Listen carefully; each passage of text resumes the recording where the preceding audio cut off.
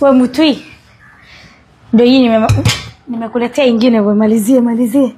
Jaribu kumwaga nini maji vizuri ndio tusianguke hapa. Unamwaga maji ndio tuanguke. Alafu jana ile bila yenye umeweka hata hakuna stew. Unapika aje bila stew sisi tutakula aje tu ndio tukufe tukikula. Nura njoo. Simama hapa. Hivi vyombo kwanza kabisa umemwekea nani?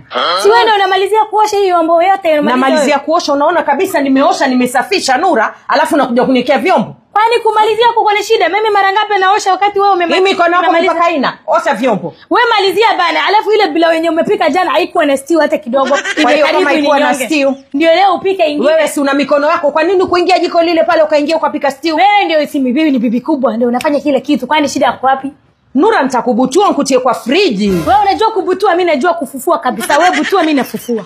Nura, mimi Nura usinichezee. Rudi hapa oshe. Waacha kushikilia mimi. Wewe malizia vyombo. Kwani wewe si uko na mikono mbili? Na vile mimi si vioshi. Rudi pale oshe vyombo. Hii boma ni yako. Wewe ndio kiongozi. Ndio kila kitu ni mkubwa. Usiosha mimi sina shida. Kaa hapa. Osha vyombo.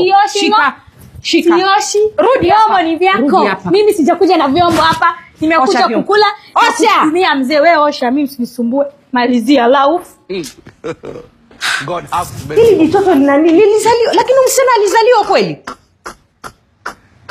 Alizaliwa msichana?